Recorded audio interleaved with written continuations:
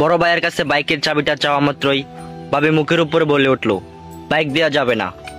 আমি আর হা হু না বলে ডাইরেক্ট চলে আসলাম।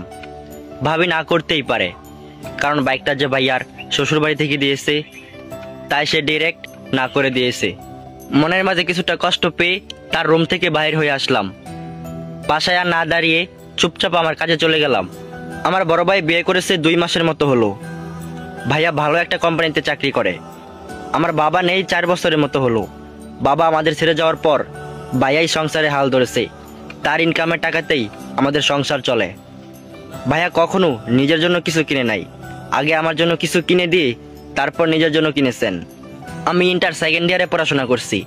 পড়াশোনার পাশাপাশি নিজেও কিছু একটা করার চেষ্টা করতাম।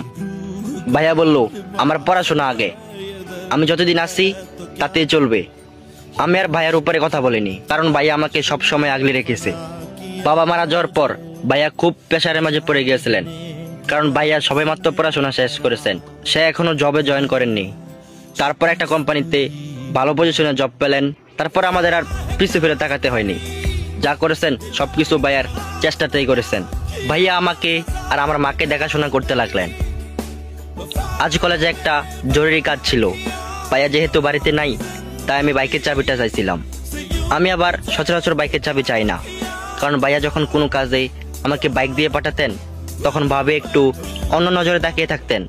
এটাই স্বাভাবিক, কারণ বাইকটা যে তার বাবার বাড়ি থেকে দিয়েছে ভাইয়াকে চলাফেরা করার জন্য, সেখানে ভাবি তো বাইকটাকে যত্ন করে দেখে শুনে রাখবেন।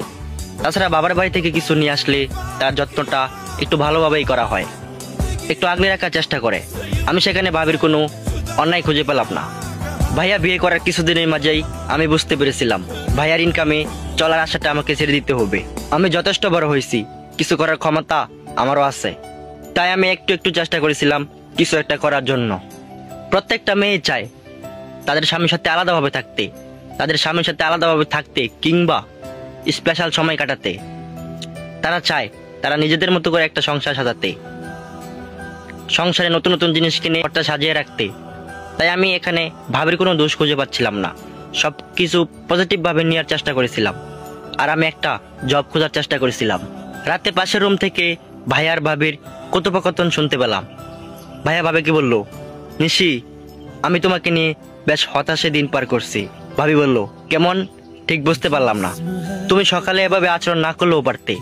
আবির তো আমার ভাই হয়, আর আমি ছাড়া আবিরের কে আছে বলো? বাবা তো আমাদের ছেড়ে চলেই গেলেন। ভাবি তখন ভাইয়াকে বলল, রায়ান দেখো, বাইকটা আমার বাবা দিয়েছে।